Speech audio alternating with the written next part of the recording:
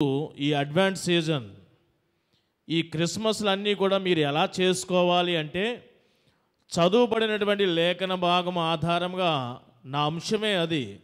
సందేహాలను వీడే క్రిస్మస్. సందేహాలను వీడే క్రిస్మస్. సందేహము అంటే అనుమానం. కొన్ని సందర్భాలలో ఒక్కొక్క వ్యక్తిని ఏదైనా చెప్తే నిజమేనంటావా, ఎందుకు నాకు అలా అనిపిస్తలేదు అంటూ ఉంటారు. అలాంటప్పుడు పక్కవారు ఏమంటారంటే అనుమానం ముందు పుట్టింది, తర్వాత వీడు పుట్టాడు అని అంటూ ఉంటారు. నిజమే, ప్రతి సంవత్సరము క్రిస్మస్ క్రీస్తు యొక్క మొదటి ఆగమనము వస్తుంది, మనము జరిగించుకుంటున్నాము, వెళ్ళిపోతున్నాము. క్రిస్మస్లో కొన్ని ప్రాముఖ్యమైన విషయాలు, ఆశీర్వాదాలు, వాగ్దానాలు దాగి ఉన్నవి. వాటిని మనము ప్రవచనాల నుండి సువార్త లేఖన భాగాలను కూడా మనము చూసుకుంటే చీకటిలో ఉన్న వారికి వెలుగు జీవితము అనే వాగ్దానం. అది చీకటి జీవితాలు ఎవరు కలిగి ఉంటారో, అది ఎటువంటి చీకటో, పాపముతో వచ్చినటువంటి చీకటియా, లేదా సామాజిక పరమైనటువంటి పరిస్థితుల వలన ఏదైనా చీకటి జీవితం జీవిస్తున్నారా, లేదా వ్యక్తిగతమైనటువంటి కొన్ని అంతర్గత విషయాలను బట్టి చీకటి జీవితంలాగా మారిపోయిందా? అటువంటి వారికి వాగ్దానం ఏంటంటే ఈ క్రిస్మస్ క్రీస్తు మొదటిసారి ఈ భూమికి ఏదించిన సందర్భం అలాంటి జీవితాలకు వెలుగును నింపే ఆ ప్రయత్నం. అది వాగ్దానముగా మనకి యెషయా మనకి తెలియపరుస్తూ ఉంటాడు. ఈ క్రిస్మస్లో ఉన్నది ఏమిటంటే వాగ్దానముతో పాటుగా అభయం అనేది కూడా మనకి కనబడుతుంది. ఎక్కువ మార్లు దూత పరిచయం అయినప్పుడల్లా, ప్రత్యక్షమైనప్పుడల్లా కూడా దూత ఏ వ్యక్తితోనైనా సరే మొదట తాను నోరు విప్పింది అంటే దూత భయపడకుడి. ఈ దిన మనము లేఖన భాగంలో కూడా ఆ పోర్షన్ కనబడుతుంది, భయపడకుడి అనే ఆ ప్రస్తావన. అలాగనే సంతోషించే ఆ జీవితాలు, ఇదిగో ప్రజలందరికీ మహా సంతోషకరమైన ఆనందకరమైనటువంటి సందర్భాలు. జ్ఞానులైతే చూసి అత్యానంద భరితులైపోవడం. ఈ రీతిగా మనము ఇవన్నీ కూడా దూతలు, పరలోక దూతావళి ఆ దినాన దిగివచ్చి సందేశం ఇచ్చిన తర్వాత భూమి మీదకి ఆయనకి ఇష్టలైన వారికి సమాధానం. ఇవి ప్రతి సంవత్సరం కూడా వింటున్నాము కదా. చీకటి జీవితాలకు వెలుగుగా మారిపోవడము, అసమాధానమైన జీవితాలకు సమాధానము, భయపడేవారికి ధైర్యము, నిబ్బరత్వము అనేది, ఇవన్నీ కూడా ధ్యానాలు మీరు చదువుకోవడము, మీరు వినడము, మేము చెప్పడం జరుగుతున్నాయి. ఎంతమంది జీవితాలు చీకటిలో నుండి ఇంకా వెలుగులోనికి రాలేదు? ఎంతమంది మీ పరిస్థితులు, ఆరోగ్యాలు, ఆర్థిక పరిస్థితులు, బిడ్డలు, వారి యొక్క భవిష్యత్తు, మీ కుటుంబ పరిస్థితులు, వీటిని బట్టి ఇంకా అధైర్యంతోనే ఉన్నారు? క్రిస్మస్లు వస్తున్నాయి, వెళ్ళిపోతున్నాయి, భయపడకుడి అనే సందేశాలు వినబడుతున్నాయి, కానీ మేము భయపడకుండా ఉండే స్థితి మాకు రావట్లేదు. క్రిస్మస్ వచ్చింది, వెళ్ళింది, మాకు మా అధైర్యాలు అలాగే ఉండిపోతున్నాయి, మా చీకటి జీవితాలు అలాగే ఉండిపోతున్నాయి, మాకు సమాధానం ఉండటం లేదు. ఇదిగో ప్రజలందరికీ సంతోషము, జ్ఞానులు చూసినప్పుడు వారు అత్యానంద భరితులైపోయారు, కానీ ఎన్నో క్రిస్మస్లు చూస్తున్నాము కానీ మాకు ఆనందము, సంతోషము, సమాధానము, ధైర్యము, నిబ్రత్వము దొరకట్లేదు. కారణం ఏంటో తెలుసా? ఈ దినము నా అంశమే. కారణం ఏంటంటే సందేహాలతో మీరు ఎన్ని క్రిస్మస్లు చేసినా సరే, అనుమానాలతో మీరు ఎన్ని క్రిస్మస్లు చేసినా సరే, ఆ క్రిస్మస్లో దాగి దేవుడు దాచి ఉంచిన ఈవులు, ఆశీర్వాదాలు మీరు అనుభవించలేరు. ఈ యొక్క సమయంలో దేవుడు అబ్రహామును పిలిచాడు, నేను చూపించు దేశమునకు వెళ్ళమని. అబ్రహాము తన కుటుంబ సమేతముగా బయలుదేరి వెళ్ళాడు. వాగ్దానం ఇచ్చాడు, నిన్ను అనేక జనముగా నిన్ను ఆశీర్వదిస్తాను అని వాగ్దానము. ఆ వాగ్దానం 1 సంవత్సరం అయింది, 2, 3, 5 సంవత్సరాలు, 15, 20 సంవత్సరాలు, 25 సంవత్సరాలు, 50 సంవత్సరాలు ఇలా అయిపోతున్నాయి. సంవత్సరాలు అయిపోతున్నాయి అంటే ఇంకా 50 దాటిందంటే ఇంచుమించుగా జీవితము అయిపోయినట్టే కదా.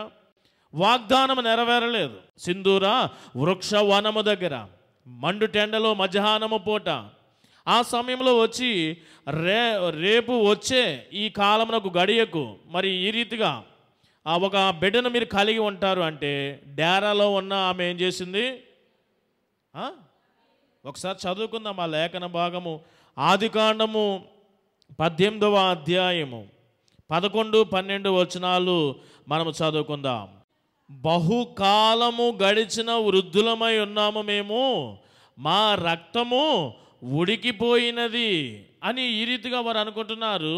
లోన నవ్విన సంగతి ఇక్కడ దేవునికి తెలిసిపోయింది. అంటే ఆమె నవ్వడంలో గల అర్థం ఏంటి అంటే, అబ్రహాం అంటే బయట పడలేకపోయాడు. ఇన్నర్ ఫీలింగ్ ఏంటంటే ఆయన అనుకున్నాడు ఉద్దేశం, కానీ బయటికి ఎక్స్ప్రెస్ చేయలేదు, బయటికి వ్యక్తపరచలేదు.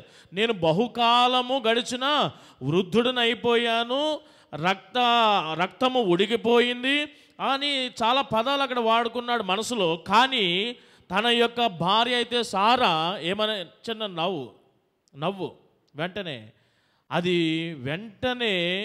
దేవునికి తెలుసు. మనం ఎక్కడ ఉన్ననో సరే దేవుడు చూడగలడు. ఆ నవ్వు యొక్క అర్థం ఏంటి? ఈ వయసులో నాకు పిల్లలా? సేమ్ అంతే కదా. అంటే ఏంటది? సందేహము. ఈ దిన అంశం ఏంటి? సందేహము.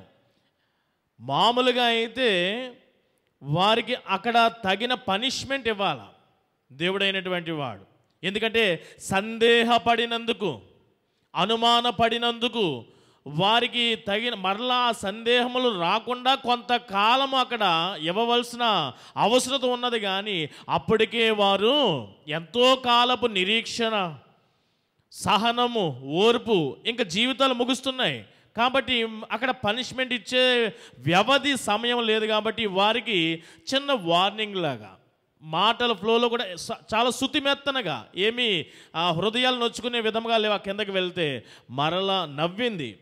ఇంకెందుకు దాని గురించి ఇంకా మాట్లాడదంట కదా. నేను చూశాను, మనం అంటాం కొన్ని పరిస్థితుల్లో, ఇంకా టాపిక్ వదిలేసాయి, నేను చూశాను, ఇంకొద్దు, ఇంకెక్కువ మాట్లాడుకుంటే మన మధ్య ఏమవుతుంది? గొడవ అవుతుంది. సేమ్ అదే, నేనెక్కడ నవ్వాను అనే ఆ ప్రతిస్పందన వస్తే మీ భార్య నవ్వింది, ఇంకంతే చాలు. అక్కడ మీరు చదువుకోండి, ఇంకంతే ఉంటుంది. ఇంక దాని గురించి ఇంకా ఎక్కువ మ్యాటరు ఉంటుంది. అంటే దాని అర్థం ఏంటంటే సందేహపడింది. మీరు అనుమానించినందుకు ఇక్కడ కార్యము జరగకుండా పోస్ట్పోన్ చేయవచ్చు, కానీ చేయట్లేదు, దాని గురించి ఎక్కడో ఆర్గ్యూ చేయట్లేదు అని దాటుకొని వెళ్ళిపోయారు. ఇది ఒక సందర్భం. రెండవది, జకర్యా గారు, యాజకుడైనటువంటి జకర్యా గారు ఇదే గబ్రియేలు దూత వెళ్ళి వర్తమానం అందిస్తే ఆయన కూడా చూడండి ఒక్కసారి లూకా సువార్త 1వ అధ్యాయము 18 నుంచి 20 వచనాలు మనం చదువుకుందాం. ఇది నాకు ఎలాగూ తెలియను, నేను ముసలివాడను, నా భార్య బహుకాలము గడిచినదని ఆ దూతతో చెప్పగా. అంటే ఏమిటి? నేను ముసలివాడును, నా భార్య బహుకాలము గడిచినదని, అంటే వృద్ధురాలు అని చెప్పి, ఇది ఎలాగా అని ఆయన కూడా ఏం చేస్తున్నాడు? సందేహపడుతున్నాడు, అనుమానపడుతున్నాడు, ఇది నాకు ఎలాగా అని. ఆ టైంలో చూడండి చిన్న పనిష్మెంట్ అక్కడ. ఏమిటి? ఇది నెరవేరు వరకు నీవు మాట్లాడకుందువుగాక. సేమ్ అది నెరవేరింది, అప్పుడు తన నోరు మరలా తెరవబడడం మనం చూస్తూ ఉంటాం. అంటే ఎక్కడైతే సందేహం ఉంటుందో అక్కడ దేవుని కార్యము జరగదు అని నేను మీకు తెలియపరుస్తున్నాను. ఈ దినాన మీరు కూడా జ్ఞాపకం ఉంచుకోండి. మనకు చాలా సార్లు పేతురు గారు ఒక దినాన ఈ దోణిలో వెళ్ళిపోతూ ఉంటే నీటి మీద నడుచుకొని వస్తున్న యేసు ప్రభువుని చూచి, యేసు ప్రభు నేను కూడా నీలా నడవాలి అని అంటే వెంటనే నడువు అన్నాడు. వెంటనే నడిచినటువంటి పేతురు 2-3 అడుగుల తర్వాత మరలా మునిగిపోసాగాడు. ఆ టైంలో వెంటనే కేకలు వేస్తున్నప్పుడు యేసు ప్రభు తన చెయ్యిని చాపి మునిగిపోతున్నటువంటి పేతురును లేవనెత్తగా, అప్పుడు ఆ సమయంలో యేసు ప్రభు ఏమంటాడంటే అల్ప విశ్వాసి. వెంటనే ఏమన్నాడు? అల్ప విశ్వాసి, ఎందుకు అనుమానపడితే కార్యము జరగదని దాని అర్థం. ఈ దినాన నేను ఇస్తున్న పరిచయ మాటల్లో క్లారిఫికేషన్ ఇస్తున్నాను మీకు. మీ జీవితాలలో ఇన్ని క్రిస్మస్లు వెళ్ళిపోయాయి కదా, చీకటి జీవితాలు వెలుగైపోతాయంట. ఎన్నిసార్లు వినలేదు? మా మా జీవితాలు చీకటిలోని వెలుగు రావట్లేదు అనే వారికి నేను ఇస్తున్నటువంటి ఆన్సర్ అన్నమాట. మీరు సంతోషించాలి, ఆనందించాలా, సంతోషభరితులైపోవాలి ఈ క్రిస్మస్. అందుకొరకే అంటే మా జీవితాలు సంతోషం లేదు, ఆనందం లేదు అనే వారికి నేను ఇస్తున్న సమాధానం.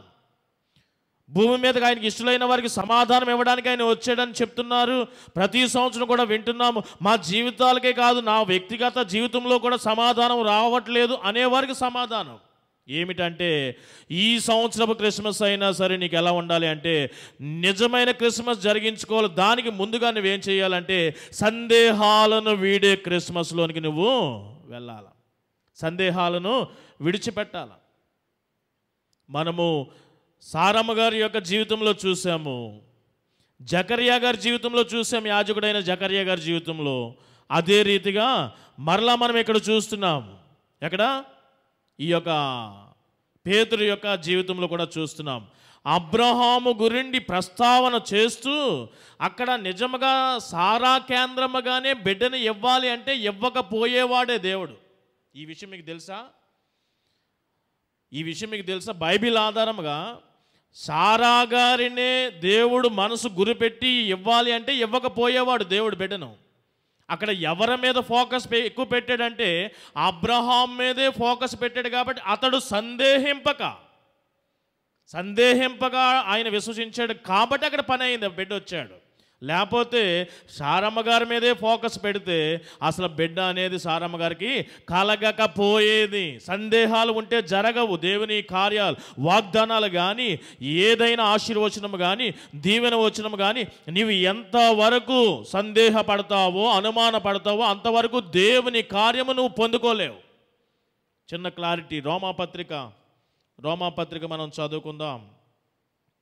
4వ అధ్యాయము 20-21 వచనము మనం చదువుకుందాం. దేవుని వాగ్దానమును గురించి సందేహపడకుండా, సందేహింపగా. మాట చదివితే అది అబ్రహాము గురించి చెప్పబడిన మాటే. అదంతా కూడా అబ్రహాము గురించి చెప్పబడినటువంటి మాట. అతడు సందేహపడలేదు కాబట్టి, సారా అయితే సందేహపడి నవ్వింది. ఈయనైతే సందేహపడలేదు కాబట్టి దేవుడు వాగ్దానం వారు పొందుకోవడం జరిగిందని నేను మీకు తెలియపరుస్తున్నాను. ఈ దినాన సందేహాలను వీడే క్రిస్మస్ మీరు చేసుకోండి. క్రిస్మస్లో దాగి ఉన్న అన్ని విషయాలు, అన్ని వాగ్దానాలు, అన్ని ఆశీర్వాదాలు, అన్ని దీవెనలు కూడా మీరు అనుభవిస్తారు. మాకేమి అనుమానాలు అంటే, అవును నువ్వు ఆరాధనకు వస్తావు కానీ ఇక్కడ సేవకులు ఏదో లేకపోతే ఏర్పరచబడిన వారు ఒక చక్కని వర్తమానం అందిస్తూ ఉంటే అది వింటాం కానీ మెయిన్ లైన్ చర్చెస్లోకి ఫెలోషిప్లో చిన్న తేడా ఉంటుంది. ఏమిటి మెయిన్ లైన్ చర్చెస్లో అంటే? మెయిన్ లైన్ చర్చెస్ అంటే మనవి ఈ టెక్స్ట్లోండి, ఈ లెసన్లోండి ఇంకేమైనా కొత్తదనము పాస్టర్ గారు చెప్తారా అని కొత్తదనం గురించి ఎదురు చూస్తారు. అలనాడు యూదులు సూచక క్రియల గురించి ఇంకేమైనా క్రొత్త సూచక క్రియ అడిగేవారు కదా. సేమ్ అట్లాగే మెయిన్ లైన్ చర్చెస్లో విశ్వాసులు అందరూ కూడా ఎలా ఉంటారంటే, ఏదైనా ఒక క్రొత్త విషయం చెప్తారేమో పాస్టర్ గారు అని అలాంటి ఆసక్తితో వస్తారు. కానీ ఫెలోషిప్లో ఎలా ఉంటారంటే, చెప్పబడిన వాక్య ప్రకారం నడుచుకోవడానికి, చక్కగా ప్రవర్తనలో వారు ఇమిడ్చుకోవడానికి, ఆ ప్రకారం జీర్ణించుకొని ముందుకు సాగిపోతూ ఉంటారు. ఇక్కడేమో క్రొత్త విషయాలు తెలుసుకోవాలి, అక్కడేమో వాక్యానుసారముగా జీవించడానికి ఎక్కువ శాతం ఇలాగే ఉంటుంది.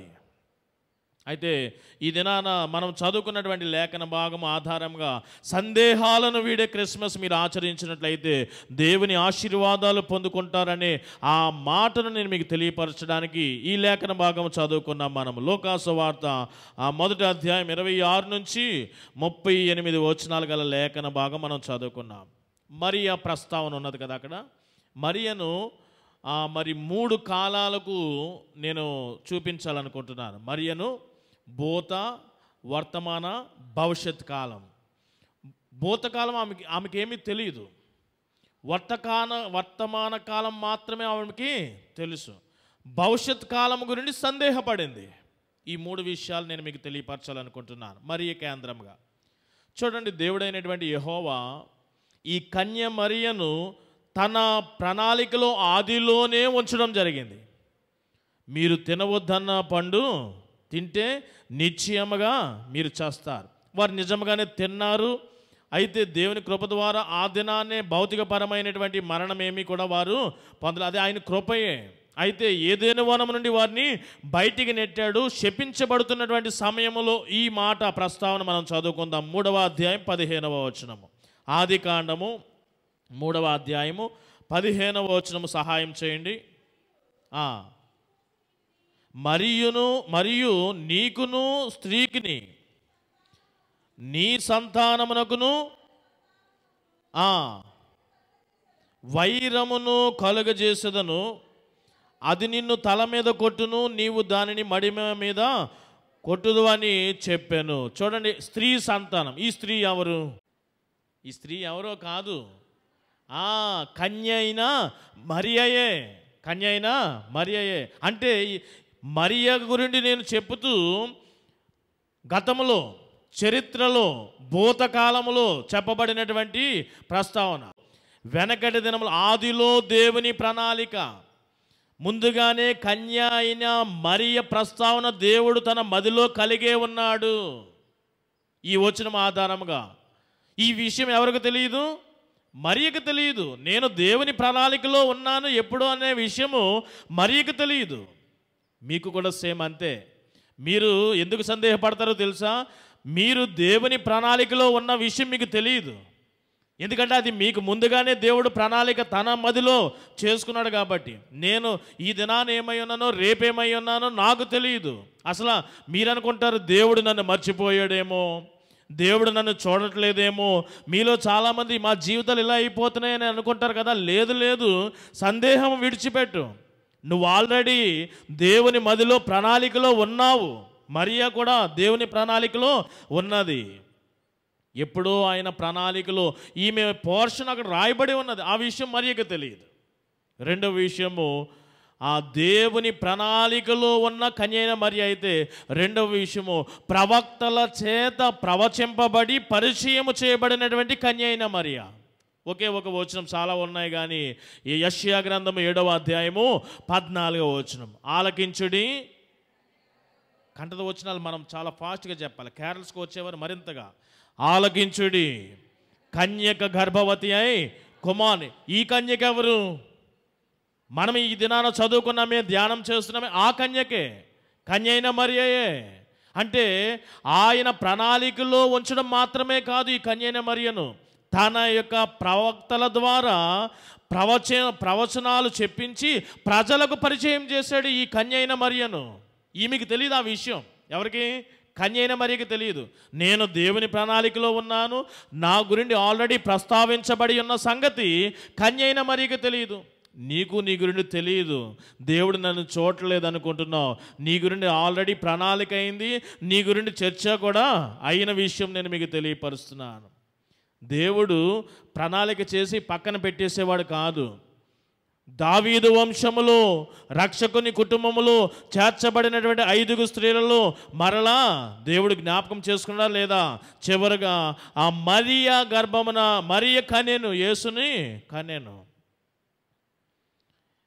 ఇంతవరకు చెప్పిన ఈ వివరణ అంతా కూడా 3 విషయాలు. ఈ 3 విషయాలు కూడా ఆ భూతకాలం. ఈ భూతకాలం అంతా కూడా ఎవరికి తెలియదు? మరియకి తెలియదు. మరి ఏం తెలుసు మరియకు? ఇప్పుడు మనం చదువుకున్న ఏం తెలుసు అంటే, ఒక నీతిమంతుడైనటువంటి యోసేపుకు ప్రధానము చేయబడిన సంగతి ఆమె జీవితంలో జరిగింది. అది ఎరుగును, అది తెలుసు. నాకు ప్రధానమైంది ఈ యొక్క యోసేపుతో. అలాగనే దేవుని యొక్క దూత దర్శనమును ఆమె కలిగి ఉన్నది కాబట్టి ఆ విషయమును తెలుసు. ఆ విషయం ఎరిగి ఉన్నది, దాన్ని నమ్మింది. అలాగే దూత ద్వారా ధైర్యపరచబడినటువంటి మరియా, దూత ద్వారా శుభవచనము, దేవుని యొక్క శుభవచనం వినిన మరియా, దూత ద్వారా దేవుని కృప పొందుకున్నావని తెలుసుకున్నటువంటి మరియా, ఈ విషయాలు నేను దేవుని కృపను పొందుకున్నాను తెలిసి, ఆ విషయం తెలిసినా తెలీదా? తెలుసుకున్నది, ధైర్యపరచబడింది, దూత దర్శనము ఆమె పొందుకున్నది. ఇవన్నీ కూడా తెలుసు, ఇవన్నీ కూడా తెలుసు. కానీ ముందు చెప్పిన 3 విషయాలు తెలియదు. ఇప్పుడు చెప్పిన అన్ని విషయాలు నాకు ప్రదానం చేయబడింది. నేను ప్రదానం చేయబడినటువంటి వ్యక్తి యోసేపు నీతిమంతుడని తెలుసు, దూత దర్శనము తెలుసు, దూత చెప్పినటువంటి మాటలు దేవుని కృప పొందావు, భయపడవద్దు, ఇలాంటివన్నీ కూడా ఓకే, అవన్నీ నేను ఎరుగుదును, అంతవరకే తెలుసు. గతము తెలియదు, ప్రస్తుతం తెలుసు, కానీ రాబోతున్న కాలం గురించి కూడా తెలియదు. ఏమిటంటే రాబోతున్న కాలం అంతా కూడా ఈ దినం మనం చదువుకున్న లేఖన భాగమే. ఏమిటంటే నీవు గర్భము ధరిస్తావు. ఈ విషయము ఆమెకి చెప్పబడింది, ఆమెకి ఈ విషయం తెలియదు, చెప్పబడింది అంతవరకే. రెండవ విషయము కుమారుని కంటావు. అంటే గర్భము ధరించబడితే మాత్రం సరిపోదండి, ఆడబిడ్డ మగబిడ్డ అనే విషయం మీకు తెలియదు, కానీ ముందుగానే తెలుసుకుంటుంది దూత సహాయం చేత. ఏమిటి అంటే నువ్వు కుమారుని కంటావు. గర్భం మాత్రమే కాదు, ఆ గర్భంలో ఎవరు వస్తారు? కుమారుడు వస్తాడు. అంత మాత్రమే కాదు, ఒక పేరు కూడా నీకు తెలియదు కదా, ఆయనకి యేసు అని పేరు పెట్టుదువు నువ్వు. ఇది మూడవ విషయం. నాలుగో విషయం, గొప్పవాడవుతాడు ఆ మనిషి, ఆయన గొప్పవాడవుతాడు. ఐదో విషయము, అతడు సర్వోన్నతుని యొక్క కుమారుడు, నీ కుమారుడు కాదు. ఎవరు కుమారుడు? సర్వోన్నతుని కుమారుడు. ఐదో విషయం. ఆరో విషయం అక్కడ చెప్పబడిన మాట ఏమిటంటే ప్రభు ఏం చేస్తాడంటే ఆయన తన తండ్రి అయిన దావీదు సింహాసనం ఆయనకి ఇస్తాడు. ఇది మరి ఒక విషయము. ఇంకా ఏడో విషయం ఏంటంటే ఆయన యుగ యుగములు కూడా ఈ యొక్క రాజ్య పరిపాలన ఏలుస్తూనే ఉంటాడు, యుగ యుగములు కూడా. ఫైనల్గా ఇంకొకటి ఏంటంటే ఆయన రాజ్యమునకు అంతము లేదు. ఇవన్నీ మరియకు తెలుసా? తెలియదు. అయితే మీరు అనుకుంటారు మరియ సందేహపడింది అంటే ఒక్క విషయం మీద డిపెండ్ అయిపోతూ ఉంటారు. ఏమిటి? అక్కడ చెప్పబడినటువంటి మాట ఏమిటంటే 34, అందుకు మరియ నేను పురుషుని ఎరుగని దానినే ఇది ఎలాగూ జరుగునని దూతతో అనగా. అంటే దాని అర్థం ఏంటి? నేను పురుషుణ్ణి ఎరగని దానినే ఇది ఎలాగ నాకు జరుగుతుంది అంటే అది ఎలా అర్థం చేసుకుంటారు మీరు? సందేహం, అనుమానమే కదా, అది అనుమానమే కదా. ఏమిటి మా అనుమానము? మరి యొక్క అనుమానం ఏంటి? మరియా ఏమంటుందంటే తన ఉన్న జ్ఞానమును బట్టి, తన పరిస్థితిని బట్టి, తన లిమిటేషన్, నేను ఎంతవరకు నాకు అవసరమో అంతవరకే అడిగింది. అంతకు మించి అడిగినా అక్కడ వివరణ చెప్పబడినా ఆమెకు సంబంధం లేని విషయాలుగాను తనకి బోధపడలేనటువంటి స్థితి అక్కడ ఉన్నది. కాబట్టి నా పరిమితి ఎంతవరకు అంటే అంతవరకే నేను అడిగాను. ఏమిటంటే నా పరిమితి ఏంటంటే నేను ఒక కన్యను, నేను పురుషుని ఎరగలేని దాన్ని, నాకు ఇది ఎలాగా జరుగుతుంది, అంతవరకే నా లిమిటేషన్, నా యొక్క జ్ఞానము. పైన ఇంకా చాలా ఉన్నాయి సందేహాలు, అది నా పరిధి కాదు. పైన ఇంకా చాలా విషయాలు ఉన్నాయి. ఏమిటి అంటే నేను గర్భము ధరించడం ఎలాగ ఒక్కటే తెలుసుకుంటే చాలు, నేను నా వరకు అంతే. ఆ తర్వాత నా గర్భంలో కుమారుడు అన్నావు, ఆ కుమారుడు ఏంటో ప్రస్తావన. ఆ కుమారుడికి యేసు అనే పేరు ఎందుకు పెట్టాలి? అది కూడా అనుమానమే. ఆ కుమారుడు నా కుమారుడు అని ఎందుకు అనిపించబడడు? ఆ కుమారుడు సర్వోన్నతుని కుమారుడు అని ఎందుకు పిలువబడతాడు? ఆ కుమారుడు దావీదు సింహాసనము, ఇదిగో దావీదు రాజు అంటే చాలా ప్రఖ్యాత కాంచినటువంటి స్వర్ణ యుగపు రాజు ఆయన. అలాంటి రాజు సింహాసనము నా గర్భములోండి వచ్చినటువంటి కుమారుని పట్టుకొని నా కుమారునిగా కాకుండా సర్వోన్నతిని కుమారునిగా పిలువబడుతూ ఆ కుమారుని కాస్త దావీదు సింహాసనం స్థిరపరిచే కుమారునిగా చెప్తున్నారు. మరలా ఆ సింహాసనము యుగ యుగములు వేలడం అనేది, ఆ సింహాసనము ఆయన, ఆ రాజ్యమునకు అంతము లేదనే విషయాలు, ఇవన్నీ సందేహాలా కాదా? నా గర్భంలోని వచ్చేవాడు నా కొడుకు కాకుండా సర్వోన్నతిని కుమారుడా? ఎలా ఉంది మీకు? కొంచెం మీరే ఆ పొజిషన్లో ఉంటే కొంచెం అనుమానం రావట్లేదు? నా గర్భంలో పుట్టబడిన, అసలు నా గర్భం రావడమే ఇంతవరకు నా యొక్క జ్ఞానం, నా జ్ఞానం సరిపోతుంది ఎలా వస్తుందని. కానీ ఇంకా ఉన్నాయి, ఇది నా పరిమితికి మించినటువంటి విషయాలు. కుమారుడు రావడం ఏంటి? స్కానింగ్ సెంటర్లు ఏమీ లేవు కదా. ఓకే, కుమారుడు వచ్చాడు. యేసు అనే పేరే ఎందుకు పెట్టాలి? ఇంకొక పేరు పెట్టచ్చు కదా, రాదా మీకు? అమ్మా ఈ పేరే పెట్టంటే ఈ పేరే ఎందుకంటే ఆ పేరు ఎందుకు పెట్టకు? మాలు చిన్న చిన్న విషయాల్లోనే ముందు మీకంటే ఏం పుట్టింది? అనుమానం, సందేహం పుట్టి తర్వాత మనం పుట్టాం కదా, వెంటనే అనుమానం. యేసు అనే పేరు ఎందుకు పెట్టాలా? వచ్చుంటుందా వచ్చుండదా కన్యమరియకి? అలాగే నా కుమారుని సర్వోన్నతుని కుమారుని నా కుమారుని పట్టుకొని సర్వోన్నతుని కుమారుడని ఎలాగా ఇది ఎలా జరుగుతుంది? మా ఆయన ఒప్పుకుంటాడా? మా వారు పుట్టింటోళ్ళు ఒప్పుకుంటారా, మెట్టింటోళ్ళు ఒప్పుకుంటారా? ఒప్పుకోరు. ఈ సందేహాలను వచ్చేస్తాయి కదా. ఆయనేమిటి, దావీదు రాజు గారు ఏమిటి, ఆయన సింహాసనం మీద మావాడు కూర్చోవడం ఏంటి, ఆయనకి ఇంకా అంతం లేదంట, యుగయుగాలు ఏడడం అంటే ఇదంతా సందేహాలు కదా. ఇన్ని సందేహాలు. కానీ ఒకే ఒకటి తన పరిమితిని బట్టి వ్యక్తపరిచింది, మిగిలిన విషయాలు వ్యక్తపరచలేదు. అయినను ఇన్ని సందేహాలు ఉన్నను సరే ఏం చేసిందో తెలుసా? ఆ దినాన సందేహాలు లేనటువంటి క్రిస్మస్ మరియ చేసుకోగలిగింది ఎలిజబెత్తో కలిపి. అంటే ఆమె విన్నది. సింపుల్. ఈ 3 మాటలు కూడా మనం ఎప్పుడు ఆచరించే. ఆమె విన్నది, రెండవది విశ్వసించింది, మూడవది విధేయత వహించింది. ఈ 3. ఈ దినాన నీవు కూడా సందేహాలు లేకుండా ఏది వింటున్నావో దాన్ని విశ్వసించు. దానిని నువ్వు నమ్ము. ఆ ప్రకారము నువ్వు విధేయత కలిగి ఆ వినిన దాని ప్రకారము, విశ్వసించిన దాని ప్రకారము అనుసరించు. విధేయత కలిగి వెంటనే అదే చేసింది మరియా. చూడండి ఇక్కడ పోర్షన్ చూడండి, 38 వచ్చు. అందుకు మరియా, ఇదిగో ప్రభువు దాసురాలును. ఇంకేమి లేదు, ఇంకేం సందేహం లేదు, ఇంకేం అనుమానం లేదు. భయం వేస్తుంది. మరలా ఇంటికి వెళ్ళి ఒకసారి చెప్పి వస్తాను, వాళ్ళు ఒప్పుకుంటారు ఒప్పుకోరు ఈ మాటలని. వాళ్ళు ఒప్పుకున్నాక అగ్రీ అయిన తర్వాత మనము డీల్ కుదుర్చుకుందాం. ఇలాంటివి ఏమీ లేవు. నేను ప్రభు దాసురాలును, నీ మాట చొప్పున నాకు జరుగునుగాక అని. దానిలో విన్నది, విశ్వసించింది. ఓకే, నేను రెడీ, నా గర్భంలో ఈ యేసు పుట్టడానికి ఓకే. ఇంకా వెంటనే వాక్యానుసారమైనటువంటి విధేయత, నడిపింపు జీవితం. వెంటనే వాళ్ళు క్రిస్మస్ సెలబ్రేషన్ అక్కడ. ఎలిజబెత్ గారు ఆల్రెడీ, ఇదిగో మీ దూరపు బంధువు ఆల్రెడీ గర్భవతి, 6వ మాసం ఇది. ఈమె ఈ యొక్క వార్తను విని విశ్వసించి విధేయత వహించి కొండసీమల్లో ఉన్నటువంటి ఆ దూరపు బంధువైన ఎలిజబెత్ ఇంటికి వెళ్తే అక్కడ క్రిస్మస్ మొదలైపోయింది, నిజమైన క్రిస్మస్. ఇంకా బలహీనులను బలపరిచే దేవుడు, కృంగిన వాడిని లేవనెత్తే దేవుడు. ఇంకా ఈ క్రిస్మస్ నమ్మింది.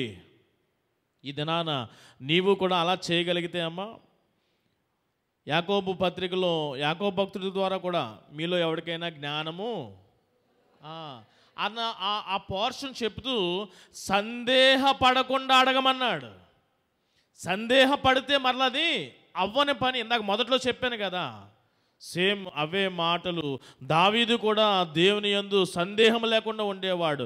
ఎన్నో విషయాలు దావీదు గురించి మరలా చెప్పొచ్చు, కానీ ఇప్పటికే సమయం అయింది కదా. 26వ కీర్తన 1వ వచనం. దావీదు అన్ని సందర్భాల్లో కూడా అక్కడ సింహము వచ్చినా, ఎలుగుబంటి వచ్చినా, గొల్యాత్ అనేవాడు వచ్చినా, కుటుంబంలో ఏమి జరిగినా సరే అతడు దేవుని మీద అసలు సందేహమే లేకుండా, అనుమానమే లేకుండా దేవుడు నాకు తోడుగా ఉన్నాడని ముందుకు వెళ్ళిపోయేవాడు. దేవుడు తన పక్షమున కార్యము చేసేసేవాడు. చదువు 26వ కీర్తన 1వ వచనం.